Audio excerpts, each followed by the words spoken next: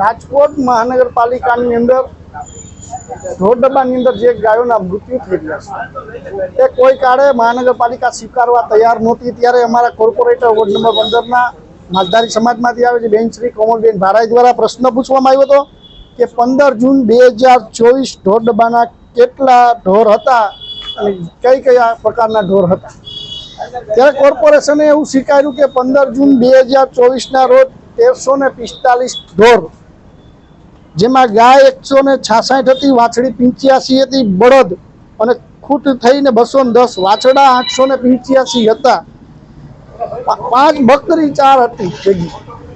એમાંથી ઢોરના મૃત્યુ પામ્યા છે એ તમને કહું તો 12/9/2024ના રોજ સુધીમાં 756 ગાયના મૃત્યુ થયા છે। એમાં પાછો ઉલ્લેખ કર્યો નથી કે કઈ કઈ પ્રકારના વાછડું કે ગાય કે કુટિયાના મૃત્યુ છે। સંવેદનાની વાત કરીએ તો ટીઆરપી ગેમ ઝોન જેવી જે ઘટના બની એની અંદર સાગઠિયા સાહેબને જે રીતે જવાબદાર ગણી અને જેલમાં મોકલવામાં આવ્યા, તો આની અંદર પણ કોર્પોરેશનના જવાબદાર અધિકારી જે છે દર વખતે જીવદયા ટ્રસ્ટનો બચાવ કરવા આવી રહ્યા છે એ અધિકારીને લઈ એની સામે ફરિયાદ દાખલ કરવી જોઈએ।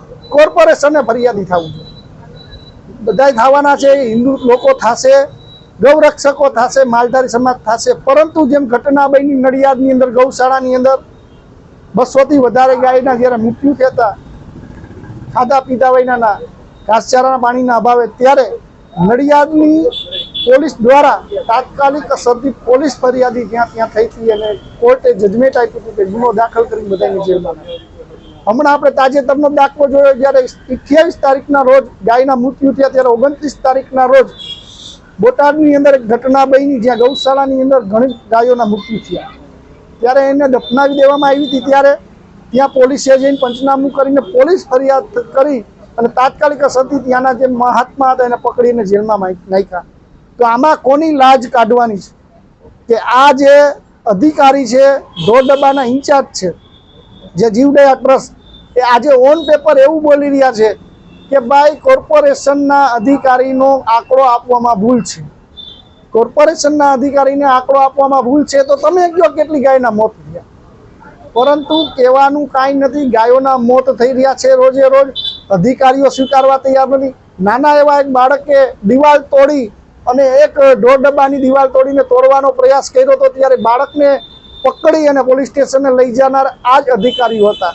ત્યારે કેમ એમ ન કીધું કે આ જવાબદારી ઢોર ડબ્બાના સંચાલકોની જે ફરિયાદી બનશે। ત્યારે મહાનગરપાલિકા બની હતી, તો આજે પણ હિન્દુઓને પણ ખાસ વિનંતી કે આમાં ફરિયાદી બનો અને ગાય માતાનો ન્યાય લેવો જોઈએ। આપણે જોઈ રહ્યા છીએ કે તમે અત્યારે પણ ઢોર ડબ્બાની અંદર જાઓ, જે શેરડીનો ભૂકો આવે છે એ ખવડાવવામાં આવે ગાયને। માણસની હોજડી એક ટક ખાવાની 350 ગ્રામની હોય, એટલે સવાર સાંજ ખાય એટલે 700 ગ્રામ આપણે માણસ ખાઈ શકીએ। તો એ જ સામે ગાયની હોજરી 60 કિલોની હોય, એક ટક જમવાની એની ખવડાવવાની, તો 2 ટાઈમનું 120 કિલો એટલે 6 મણ થયું। તો માત્ર ત્યાં ગાયને કાં તો પાલો ખવડાવવામાં આવે છે, કાં તો શેરડીનો ઓલો ભૂકો હોય છે એ ખવડાવવામાં છે, પરંતુ એની સામે ગાયનું પેટ ભરાતું નથી। ભૂખમરાથી રોગ એને થાય છે, એની ઇમ્યુનિટી છે એ થોડીક નબળી પડે, રોગ થાય છે, કોર્પોરેશન ધ્યાન નથી દેતું, વેટરનરી ડૉક્ટર નથી, એના કારણે ગાયોના મોત થાય છે।